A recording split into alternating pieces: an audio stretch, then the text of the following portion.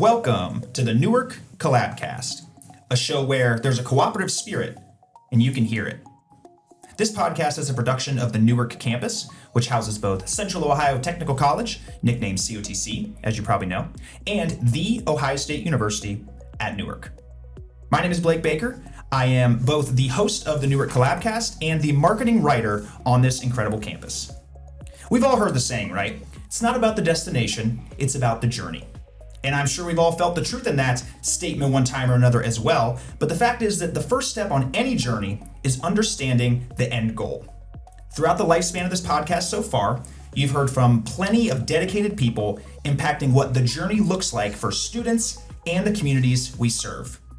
Today, though, you're going to hear from the leaders drawing the map, the ones setting the parameters by which this campus operates. The way these leaders plan strategically for the campus's future is part of the reason these institutions stand out so prominently among their peers. And it's a huge reason why we're still able to celebrate this special cost-shared partnership between these institutions 55 years later. Things are going right, the future seems bright, and our three guests are on site. So let's dive in.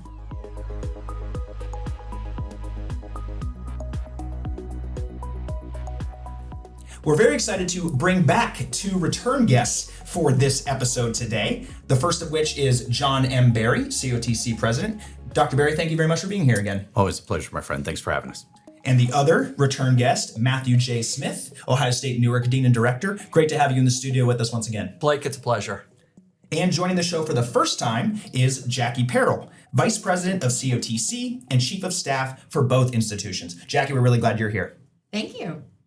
So it makes sense to me that we're talking about this strategic planning topic at this time of year as the academic year is drawing nearer and nearer. The summer is kind of a planning period for most people, but there's no real planning period necessarily for this on your part because you take so much ownership in the strategic planning process. It seems more like a year-round focus for all of you. This process takes hours and hours and hours of research, conversations with relevant stakeholders, internal deliberations, I'm sure, among you and your team on what belongs in these plans. All the while, you're trying to best navigate what's ahead while keeping the community and students at the forefront of your mind. So based on what you have learned through all these efforts, why do these institutions need a plan? And how does the development process that we just outlined guide how these institutions operate? Dr. Berry, let's start with you. Yeah, I appreciate that, Blake. And I really appreciate what you said in the intro. You kind of summarized an awful lot. We can just stop now if you want to, my friend. But in all seriousness, I appreciate one of the things that we all know is the landscape of higher education is constantly evolving. It is shifting, it is changing, it is challenged, it has opportunity. What we have to do as institutional administrators is understand what is our North Star. What is our guiding point? What are those principles? Where are we going? How are we going to get there? Who's going to drive our bus with us? So it's one thing to say, what are we going to do? But we need to know why we're doing it and how we're going to process that engagement. So for us, strategic planning, and you hit this on, is a constant. It is something that we certainly strive to get our hands around at one period of time. And so we have a comprehensive plan right now from 2026 to 2030. But there are a lot of environmental impactors that will shape or guide or reassess some of what we have written in that. But this is our attempt to at least get our hands around the concepts of today. And what does that mean and how are we going to navigate? Yeah, excellent. Well said. Good table setter there. And Dr. Smith, I'm curious if you have much to add on the need for a plan here on campus. Blake, I think the key difference is that, I came here 2 years ago. And that was following up on a colleague who had spent 20 years leading this campus. Yeah. And everyone knew Bill McDonald, knew exactly the direction he was leading the institution. But when I came in from the outside, there were questions about, what do you want to do, Matt? And where do you want to lead us? So I think it was really important for us to start talking about exactly what the vision was that I was bringing to the table and the one that I wanted to share with people. And so, from a perspective of getting a new leader into a position, you want to know what that leader wants to go, right? Like, what are they leading us to? And so articulating that and laying it out for people, I think, is extremely helpful so they understand exactly what I'm trying to accomplish while I'm in this role. Definitely. You've kind of jumped in with both feet, I can tell. I certainly have. Yeah. And Jackie, you're certainly a leader on this front here, strategic planning on our campus. You have such a great perspective. That's why you're here. The leaders to my right and left here that have talked already probably headlined a strategic planning cycle, but you are definitely intimately familiar with how these plans come together and what they aim to do. So, Jackie, what is your role within the strategic planning process on this campus? So my role is really to be the process architect and ultimately the stewards of the plans. The dean and the director and the president obviously are the institutional leaders who establish the direction and the vision for the institutions. But my role helps to create the structure and the conversations that allow us to get there. Nice. I develop and facilitate many of the meetings and activities that inform the plans, help organize the input we receive from faculty, staff, students in our communities, and then work with the leadership to translate all of that into meaningful goals and objectives. And the work doesn't stop there. Once the plan is published, then I help steward the plan. And I keep track of the goals, follow up with the people responsible for them, bring progress reports back to the leadership, and help keep the plan visible and moving forward. I think of my role as helping make sure the strategic planning doesn't become a document that just sits on the shelf. It becomes a way of working. Yeah. It's maybe static for 5 years in terms of what's on the page, but it is a living document over time, right? So you're able to steward that along. That's a really important role. Absolutely. I'll summarize it and say you put in a whole bunch of work behind the scenes really to make all this happen, to bring these plans to life. It's a foundation of the mission and the vision, I think, is something I've gathered doing the research along here. And seemingly the vision must build on the mission. And I imagine that's the building block at where your work starts, Jackie. So we know that the two institutions' missions are different. That's something we've established on this podcast, even with these guests here. But Jackie, I'm curious how you would define the respective missions of each institution here. Okay, I think the missions are definitely distinct. Ohio State's mission is really about bringing the breadth, depth, and opportunities of Ohio State to a regional community, providing students with an outstanding undergraduate education while connecting the university to the people and the needs of the region. COTC has a different but very complementary mission. It's about accessible, career-focused education, preparing students with the knowledge and skills they need to enter the workforce, advance in their careers, or continue their education while responding directly to the workforce needs of our communities and employers. So I wouldn't describe the missions as the same. I would describe them as complementary. And I think that distinction is one of the things that makes the Newark campus partnership so powerful. Yeah. I think the complementary aspect obviously feeds in exactly what we're trying to do here and showcase the collaboration a little bit. I think that does a great job capturing it, but I want to gauge the leaders if they have anything else to add to that. I would say that the point of overlap between us is that we both feel very strongly in accessibility and affordability. And I think both institutions have put as a priority to make higher education available to people in and around these communities, but also to make it within reach. And the work that we've done, particularly in this last year, to make available access to higher education through promise programs and regional campus commitments has really gone a long way to delivering on that vision. So while there are distinctions in terms of what we teach and what goals to which our students are aiming to achieve a level of education, what remains true is that we want to put it within people's grasp. Here. And Matt's on top of that. He's 100% accurate in that. What I would just add is that any successful strategic plan has got to start on the principles of knowing your mission and living the courage and the conviction of that mission.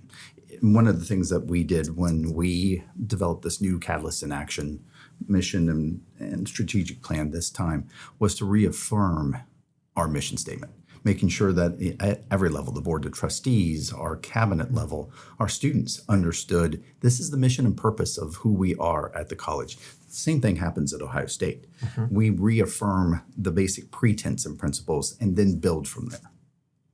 Now we'll get into the actual nitty-gritty of the plan. I think that's a really good segue. So as you've reaffirmed this mission, how are you able to craft the strategic plan, this Catalyst in Action vision with all that new mission statement in mind? Right.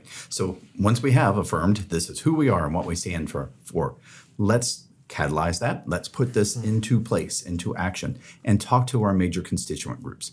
Let's find out what their philosophy, beliefs, what their core values and commitments related to the college would be and currently are. So we start internally. We talk to our faculty, our staff, our students to make sure that we understand their perspective. Let's talk to our community supporters, those individuals that have touch points within the college spectrum at all of our campus locations, all 3 of our service regions. Yeah. And as you know, we have 3 service regions, but boy, do we reach far beyond that. Absolutely. So even talking to people at the state level, making sure that we understand their perspectives, and then trying to bring all of that together and synthesize as to where should we be going given these turbulent times. What does the institution need to do to navigate, but reassessing and again reaffirming our purpose, our mission, and what our action steps need to be in line with that process. Definitely. There is a reiteration of the service regions, as you mentioned, but the reach is much beyond that. So this is a big deal to catalyze that mission and make sure it comes to life on the page there. Dr. Smith, we'll turn your way as well as it pertains to the mission you outlined. How were you able to craft your roadmap to match that? Yeah, so one of the interesting things about being a regional campus of The Ohio State University is that you have some autonomy, but you're also part of a much larger institution. Sure. And we knew that the administration in Columbus had been working very dedicatedly on the creation of their own strategic plan. And so we kind of had to lean back just a little and let Columbus go first. And once Education for Citizenship was publicly unveiled, we were in a better position to start advancing the conversation about our own strategic plan. So in many ways, it aligns with what Columbus has outlined for the university at large, and then complements that by building on the specific needs of the Newark campus. Yeah. As Dr. Berry said, it was a consultative process. And so we brought together faculty, staff, students, community members into dialogue. At one point, we surveyed up to 700 different respondents to get information to put into our decision-making process. So it really is a reflection of the direction many of our stakeholders see, not just one person's vision or one conclave's idea about what we should do next. It really tries to bring in all kinds of input so that we really are reflecting the direction many people want to see us move. Certainly. Yeah, that's great. It's just like everything else. I think you're under the big Block O umbrella, but you're making it accessible. You're making it palatable. You're kind of bringing it to the people of this community in a more unique way. I think that's excellent. Well showcased there. So I've been fortunate just in my year plus on the campus here. I'm a little under a year a member of the Strategic Planning Council on the COTC side of things. Just definitely getting my feet wet, kind of learning the way. So I don't know nearly as much as all of you do. But what I do know is, and it echoes what you all said, is that these plans are really created with painstaking care. It is an arduous process. We wouldn't have a podcast like this if the campus wasn't doing things well, right? But I'm sure there's room for improvement and new approaches. And maybe that's what you gauge some of your constituents and stakeholders along the way. Dr. Smith outlined something specific in his roadmap that I wanted to point out. It's a focus on building upon strengths and positioning the campus for continued success rather than creating an entirely new direction. Which I think is right, but I feel like there's got to be a balance, right, on a little bit of that. And, sometimes it might be necessary to pivot in a way or inject a new element to things that might enhance what's already happening, right? So, Dr. Smith, as you were creating this roadmap, how do you determine when to incorporate new tactics as opposed to reinforcing existing ones? Blake, it's a great question. And the hardest thing to do in higher education is to stop doing something. Because once you start a program or once you start an initiative, people feel like we have to keep doing this until time itself ends. Yeah. And so part of what we have to do, I think very self-critically, is assess what things are working the way they were intended or the way that still benefit students most directly, and where do we create space for new initiatives to really thrive. So if you think of a garden, you pull out the weeds so that the flowers can come through. And I think we need to be more conscious of how we make decisions in terms of where we're putting our energies. Back to President Berry's point, this is about where you're focusing going forward, right? And so we have to be very conscious of the fact that if all our time and energy is spent just nurturing the things that have been here for 30 plus years, we're not going to have the time or the space to really explore the things that will enrich the experience for students going forward. Yeah. So part of this process really is letting go as well as pushing forward. And so we've spent some time really thinking about places where, we can move on now. That served its purpose. and it's time to try something new, or let's put this aside and really put energy into this new and exciting thing that might impact students even more deeply. Yeah. And how, in the creation of this first roadmap for you, how easy was it to find things that needed maybe a little bit of a pivot, or in order to let go, you need to move forward? How easy was it to recognize some of those? Here's where I think my status as an outsider was actually very helpful to the process, because I can ask the hard questions about why are we doing it this way, or how is that working for you? Because when you're part of an institution, the reality is that you rarely question things that you've become comfortable or familiar with. For sure. And so, I try to bring to the table that sort of naivete, as it were, to help the process of people really critically reflecting on some of those choices, so that, again, we could invite the opportunity to do something even newer and more exciting than before. Yeah. I think that's admirable, because I think that a lot of people maybe step into it and, I'm the new person here. It's just, we'll figure it out as we go kind of deal. But to ask those hard questions right away and to really challenge maybe the success of some of this and the progress that is being made, I think is great. And I feel like that's showing up as we'll get to a little bit later on. And Dr. Berry, I want to ask you the same question. What have you noticed about the balance between the new tactics and kind of reinforcing what is already in place? Right. As we indicated earlier, understanding the principles of who you are and reinforcing that nature. We are a technical education institution.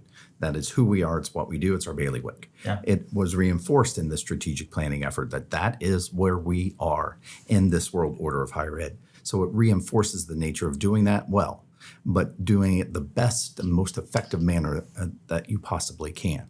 One of the things I would add to also from what Matt said is in our strategic plan, we even reinforce the nature of this relationship. We call this out as something that we do extraordinarily well together. And it's something that we need to sustain and nurture and, if at all possible, grow. Yeah. So it is an example of what we just talked about. You take something that you do well, you assess it, you review it, you make sure it's something that's still worthwhile, which it certainly is, and then can you expand it into something even better? Excellent. So the partnership obviously is not a new feature of these strategic plans, but I'm curious maybe about some real life examples of new things that have come out of the recent plans that have been put together. Dr. Berry, are you able to tell us about maybe a specific project or some sort of particular initiative that was born out of the most recent iteration of COTC's strategic plan? Yeah, I appreciate that. And Blake, we really do say that the strategic plan is a living document that should really reflect what we're doing tactically.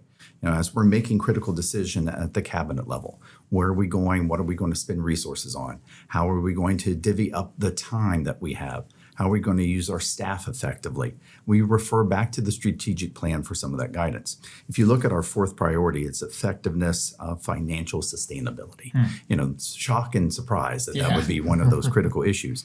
And many of our goals outline what we're really spending time on, the energy, the resource allocation on right now, where we're looking at our extended campuses. How do we reduce our footprint in some, and how do we expand our footprint in others? We're doing that. We're living that courage of that conviction right now. You're seeing that growth era in the Pataskala campus. How can we expand that footprint there? But how do we reduce in Coshocton? We've already been able to do that in Knox, and a community solution strategy, which is, again, one of our goals here is partnership development. So aligning what we were able to do in Knox with basically the city and combining those efforts, sharing those facilities, turning a loss into a positive. So we're looking at that same construct right now in Coshocton. And again, it is these principles and guiding goals and objectives from the strategic plan that outline that purpose. Yeah. Financial sustainability, definitely top of the list there, and it's cool to see some of this being put into practice, being pulled together in a real life tactical way. So that's great. Now, Dr. Berry is slightly more seasoned, at least on this campus, when it comes to this process here. You've been through it a time or two. Dr. Smith, on the other hand, as we mentioned, is right now unveiling his first roadmap as Dean and Director at Ohio State Newark. As far as I understand it, and something you've alluded to, it's something that each leader as they come in that fills the shoes you currently do gets a chance to kind of make their mark and put a stamp on what they want out of the future of this institution. Really cool opportunity. Yeah. So as you've put this together in this long, challenging process that you've got to the finish line as of right now. What excites you most about this new roadmap you've put together? Well, just being able to share it is the first thing that excites me, because Step one. we have been working on it for such a while that it's great to be able to talk about it openly and with people. You know, I've said this many times to leadership. There's really very few surprises in this plan, because in the course of the last 2 years, we've started many of these initiatives. And so some of the things that are in the plan are very nearly done. Many are underway, and only a handful really are at the starting line themselves. So in many ways, it's acknowledging the work that the team has already been engaging in,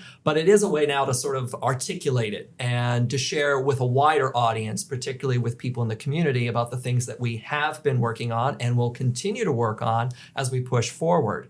And so doing something like the first year experience, right? We've known we needed this as part of our overall delivery of education to students, but now we're hiring a person to coordinate that. We're talking openly with the partners who will be participating in that. Yeah. We're really bringing to the fore the fact that we've had this idea, and now we can use the language around it to really share it with a much wider audience. And hopefully activate them, right? Get them excited as we are excited about the work that we're doing. Yeah. Certainly activates the community and those stakeholders in that way. Great. And I do think they'll be very receptive when it's able to be shared here very soon. And Jackie, because you've been along for the ride and a huge part of this process as well, I want to get your opinion on this new roadmap for Ohio State Newark. What are some of your favorite parts about it? What stands out to you overall? Well, I think Matt kind of touched on it. It really is a bridge from the past to the future. And it was really wonderful to know that we weren't throwing everything out and starting completely new. But instead, we were looking at where we were pausing, we were saying, where can we be better? What can we focus on? So we really outlined all the challenges that we had and then turned those into tactics and projects. And that's what's really exciting about it, because as Matt said, a lot of them are already underway, and seeing all the progress that's already been made is just really exciting. Yeah.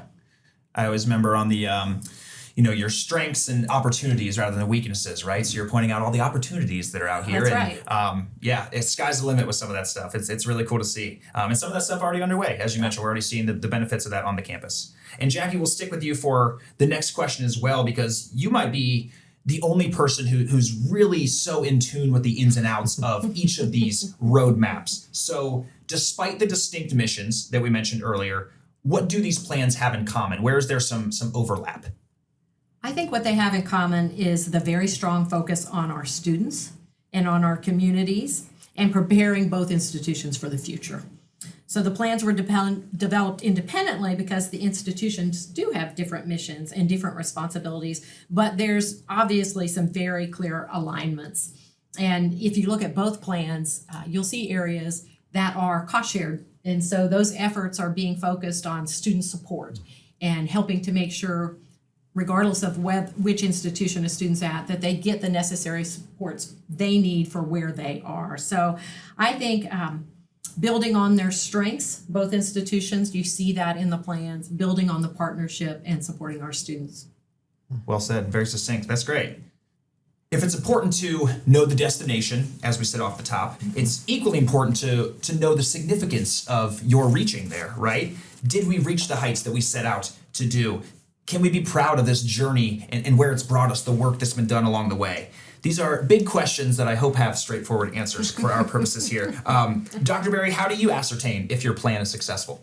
Yeah, so I'm going to be a little corny here for a second, my friend. Go for it. Because I liked your intro where you're like, we're going to keep it right and on site and tight. Yeah. So that was good. But in many ways, I reflect on our plan. If it is visual, in terms of, do people know it? Yeah. Have they seen it? Do they understand it? Is it viable? Do they understand the nature of what we're trying to do, and do they believe in that purpose? And then is it valuable? Does it really help us ascertain where we need to be and what we're doing? One of the things that I appreciate, I don't want to jump ahead on some of our conversation, but we learned very quickly in our last strategic plan, because it was in the midst of COVID, that you need to be at least flexible enough to adjust to environmental impacts. but it should guide your principles of understanding up until that point. Yeah. So if it's doing that for us, and as you and I just talked about some of these goals that we are really focused, almost laser focused on, they're moving, they are churning, and they are developing. So that's how we know that there's some measure of success here. Everyone's rowing in the same direction. And without the strategic plan, we could all be rowing in multiple different directions, still with best of intent, but we would get nowhere. Yeah. With the plan, we're hopefully aligning those constructs and those designs together for purpose and mission. So right now, I'd say to you, we feel pretty good about where we are, but we're constantly reevaluating, making sure that, again, there aren't environmental inputs that we need to take into account to adjust. It's all a process. Definitely. And Dr. Smith, your experiences in evaluating the success of these plans over time, what have you noticed along that front? Could not agree with President Barry any more strongly than I do in the fact that if you do not have buy-in on a plan, then you don't have a plan, right? There's got to be awareness. There's got to be investment from the people whose lives it is touching. And so if the people you work with don't know what they're working towards, you as a leader are failing in this regard. So I think, I'm going to be very attentive as we start to talk about the roadmap more publicly. How many people are aware of what we're doing? How many people are subscribing to what we're doing? And are the people in, say, not just top leadership positions, but those sort of secondary leadership positions, are they aware and they engaged? Because that's really where it's going to be most effective, is if people who are doing the day-to-day work are actually thinking strategically about how they can contribute to the goals we've set. Can I jump in here too? Definitely. I think for both plans, it's important to mention KPIs, or key performance indicators. So both plans do have high-level goals to evaluate whether or not these strategies and these projects are moving the needle based on the overall needs of the institution. So that's something that we also look at annually at COTC, and we will be doing that moving forward with the roadmap. And in the roadmap, we have actually specific metrics for each project that's listed. So then at the end of the day, we'll be able to evaluate, yep, we hit that target or not. Yeah. Definitely in our marketing department, we're familiar with KPIs. So that's a huge evaluation tool and really a gauge on your success and impact that you're having. So I'm glad you mentioned that. And I want to follow up on some of the process of this evaluation along the way. You mentioned maybe annual meetings and the constituents you talk to, 700 responses on surveys and things. Can you just give us a little bit more on, Dr. Smith, we'll start with you here, the process of evaluating along the roadmap's lifespan, how you anticipate being able to gauge people's thoughts and kind of learn along the way about how this is going? One of the great things about Jackie's ability to manage these types of things is that she has a very keen understanding that we've got to have periodic check-ins with leaders. Yeah. And so each one of our projects has a leader or pair of leaders assigned to it. And we are going to be asking them on a regular basis exactly how they're progressing on this. So as soon as we got permission to kind of move this forward, we asked everyone, how's it coming? And they wrote back, and I think it's part of the excitement you heard in Jackie's voice earlier about, we got reports from people saying, yeah, this is 3/4 of the way done, or we're already started on this, or I've got 5 people working on that. Just knowing that people are already sort of engaged in this is really exciting. In 6 months, when we go to check back in again, I can't wait to read how people progressed on this. So those periodic check-ins to make sure that the leaders within the projects are actually making progress, I think that's going to be key to success. Yeah. And what kinds of people are we talking about? Who are these leaders? So your boss is one of them. Okay. So Ashton will be in charge of certain projects that we've assigned to her. And yeah, she will be reporting back to us how your team is managing this. John Davenport in Student Life has a group of projects he's working on, so forth and so on. So all those people you think about leaders across campus, the former guests on this very podcast, probably one or more projects assigned to each of them, and we're going to be checking with them regularly. Okay. All friends of the pod. Yeah. Department heads on campus is kind of the way. Okay. Yeah, that's what I want to hone in on. Great. And I brought up the Strategic Planning Council on the COTC side. Jackie, you kind of head that up as well. So that's a great check-in along the way. 2 meetings a year. There's one of the environmental scanning in the fall and kind of the evaluation process and kind of delivering some of that data in the springtime. What other tactics on the COTC side, I'll open it up to either of you if you want to jump in. What other tactics are you doing to gauge the constituents' progress on some of this and feelings about how these plans are coming together? Well, I'll jump in, and on the COTC side, we also have champions or leaders assigned to each of the initiatives that are there. Okay. And we do a similar round of check-ins to make sure that people are staying on track, staying focused, and making progress. But it also gives us the opportunity to say, well, gosh, maybe that isn't going in the direction that we need it to, so we need to make some adjustments. Yeah. And I know one of these gentlemen said earlier, flexibility is really key. I mean, strategic planning is about defining priorities and staying focused, but you have to also be flexible. And so those check-ins help us be able to do that. And then if we have an initiative that isn't giving us the result we want, then we need to stop doing that and change direction. And so it's important that we check in and make sure that people are having what they need with respect to resources or on the right path, but so that we have that two-way communication to know how it's going. Yeah, and doing right by them to set them up for success within the plan as well. It's kind of a two-way street there. Yes. Yeah. Dr. Berry, anything to add to that? Yeah, Blake, the only other thing I would add to what you heard from my colleagues, and I appreciate all that you have heard, is that we also want to do, again, that visualization check-in with all of our community members. We do public forums to kind of pull apart the strategic plan and give updates. Here are things that are happening, and here are individuals that are leading that charge, and they're giving you a public promotion of that update. So you know where things stand. Are they progressing? Have we reassessed or reevaluated that in some way? It's important that the community is as well informed about that as possible. Yeah. And at times I will pull some of this into our biweekly communique. If there are some updates or some information components that could or should be highlighted within that in just a sheer public forum address, we want to get that done as well. And then Matt and I, when we give sort of our State of the Union address, we will allude to an awful lot of what's in here. You know, give people, again, a reinforcement of, hey, here's what we're doing. Here's the reasons why. Here may be some progress. Here may be a detour if necessary. Yeah. So, but I think it's very important. You cannot over communicate in these processes. Yeah, and you really need to acknowledge if things are going awry somewhere, why, and what are you doing about it? Excellent. I think that really covers it from all perspectives. Thank you very much for all that. And I think I'm glad you mentioned the community aspect in all this, because that's a good segue where I want to go next. You know, a lot of objectives in reading through this are focused naturally kind of internally here on the campus. Academic opportunities, enhancing student experience, facilities, support and resources here, that kind of stuff.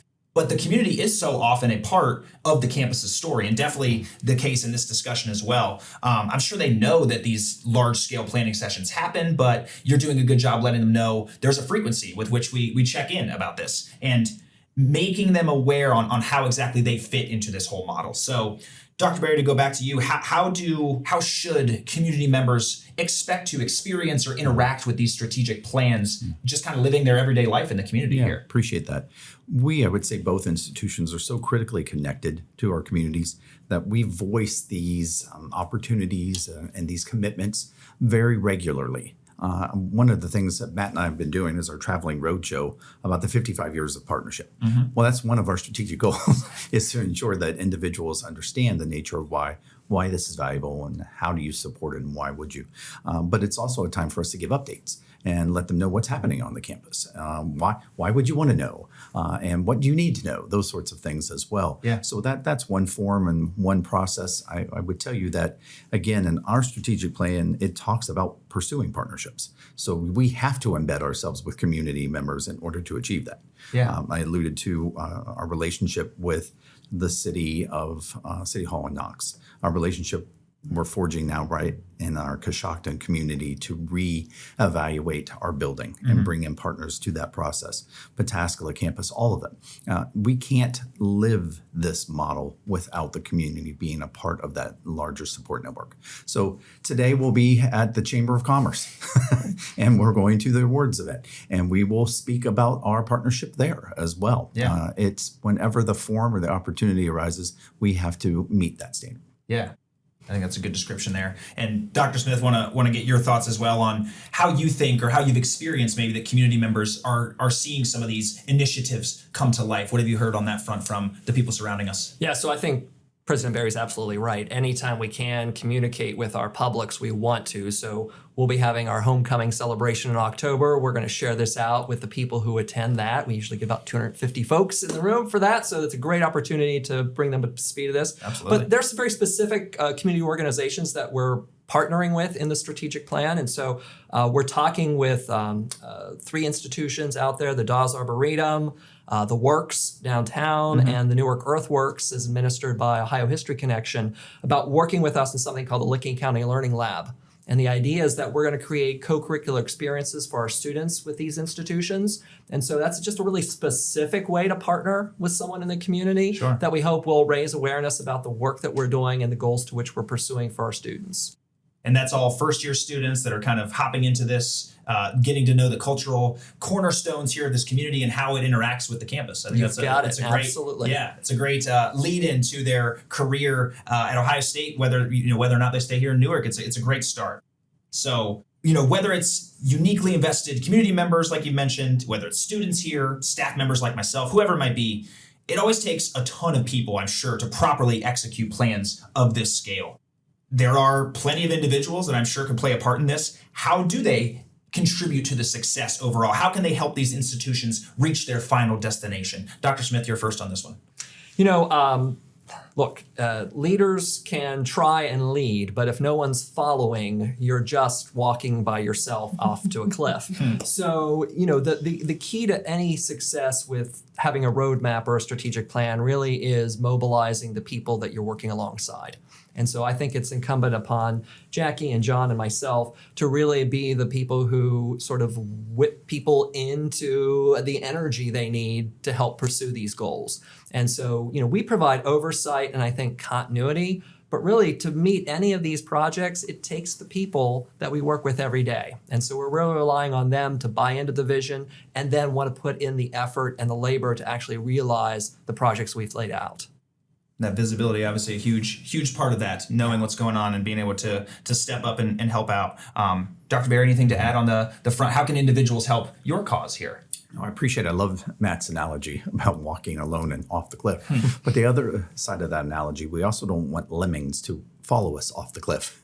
If they say, wait a minute, there's something you need to take into account here. There are changes in this environmental shift in some way, shape, or form. We need you to hear our voice. This is a time with an expectation that people contribute and they provide insight and perspective. It's interesting, one of our goals is the transition, the college, and our enterprise resource planning system. And this is all IT related. And this is a subject matter area that I don't have expertise in. And it's a costly area too. I believe that. So we rely so heavily on our friends from TDI. I always get those backwards.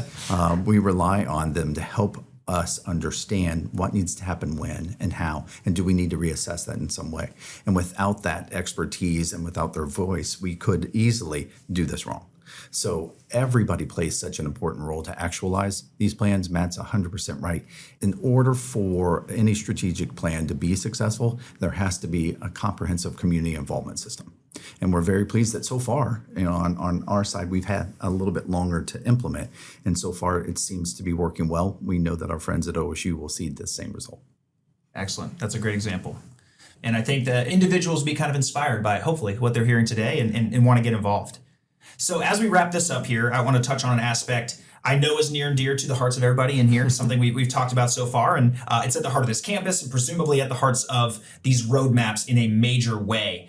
Jackie, I want to get your thoughts first here, get you involved in the conversation here because of your involvement, your background, your work on these plans. I think this is a great question to start with you. In what ways do these plans explicitly mention the cost-share partnership and how they can preserve and continue strengthening what's been such an asset for this campus so far? As Dr. Barry already mentioned, the partnership is actually woven into how we think about the future of the campus, and it's in the actual reports. If you look at it, you'll find that verbiage in there. Yeah. We aren't simply two institutions that happen to occupy the same physical space. Over the years, we've developed a model where we share services, infrastructure, expertise, and resources in ways that benefit both institutions and, most importantly, our students. So as we're thinking about the future, we're asking not only what does Ohio State Newark need and what does COTC need, but also what can we accomplish together? That's an important distinction. The plans recognize the need to continue looking for opportunities to share resources, coordinate investments, and avoid duplicating efforts. But I think it's just as important, they reinforce the idea that the partnership itself is an asset that we need to protect and continue to evolve.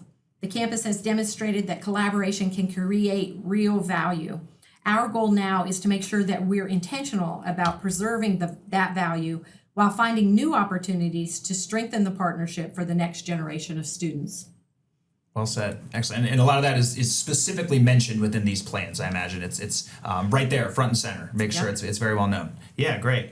And, we're using these plans, this podcast, the whole year's worth of 55th anniversary recognition, not just a way to celebrate what is a clearly impactful and important facet of this operation here, but also to showcase the continued success and how this relationship here is going to foster even more success going forward. That's the note I want to end on, and I'll do so by asking one final question. What does the mutual and codified commitment to this cost-share partnership really mean for the future of it and the future of our campus? Dr. Berry, let's gauge your thoughts here first. Yeah, my friend, I don't want to be the individual that ends 55 years of success. Let's put it very bluntly.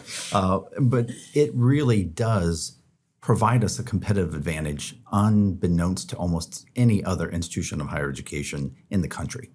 This relationship and this leveraging of strength and cooperation and collaboration is unknown to most. And it's something that has to be continually nurtured. Matt and I, we talk about this. We talk almost every day in some way, shape, or form. Yeah. And sometimes I just want to harass him. That's part of the fun of it. But I pull from so much of his expertise area. We want to make sure that we're in tandem and alignment with what's happening within our constituents. Sometimes I need him to come and talk to some of our leadership. And sometimes I will do that with him as well. It has to be something that is continually reevaluated, reassessed, and re-nurtured. And it's going to hopefully be something that stands for 55 more years to come. That's right. Yeah, 55 years and counting, I should have said off the bat there. Yeah. Dr. Smith, close it out for us. What can we expect out of the future of this partnership? I think I can be so bold as to say that the state of our partnership is strong. Yeah. When I got here, I think more than anything else, people were nervous about, was I coming in to dismantle the partnership, right? Did Ohio State send a ringer in to take this apart, or what was his opinion? Would he as an individual not be in favor of this and somehow resist it? And it took me about 2 weeks to get what was going on here. It's so different from any other institution or any other setup. But at the end of the 2 weeks, I was not only drinking the Kool-Aid, I was helping produce it. Yeah. And so, as long as I'm in the chair, I will fight for this relationship because I believe in it. It's not just that, isn't this great that they get along? It is great that they get along, but isn't it great how we save money? Isn't it great how we help students? Isn't it great how our community responds to this? The partnership is extraordinary, and the value of it is tangible. I think for anyone who's been touched by it, they recognize this is something really different. And so we've got to work at it because, like any relationship, it takes effort. But the value of working at it really does pay off. As you said, 55 years and going. Mm-hmm. Let's keep going. Excellent. Yeah, I think that it's a huge testament to all of it to hear students say, even in their time here, past students, that they maybe didn't even know that this existed because of, the smoothness, the organic nature of how all of this has come to be. And I think that all stems back to the strategic plans and these roadmaps that you all have helped develop with such hard work. So as we all travel together toward our ultimate destination, we're all lucky to have you three navigating us and guiding the way. So thank you all so much, Dr. Smith, Jackie, and Dr. Berry, for enlightening us about the path ahead and the journey that this campus and this community are taking together. We really appreciate your time. Thank you, Blake. Pleasure, my friend. Thank you. And listeners at home, thank you for journeying through this episode with us. We will look forward to another audio voyage alongside you next month.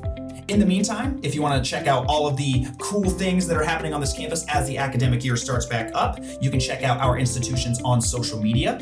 You can find Ohio State Newark at Ohio State Newark on all social media platforms, and you can locate COTC at COTC EDU.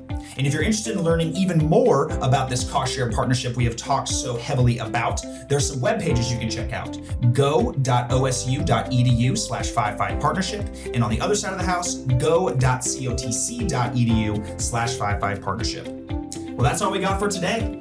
This has been the Newark Collabcast. I'm Blake Baker saying until we meet again, keep collaborating. Best believe that we will.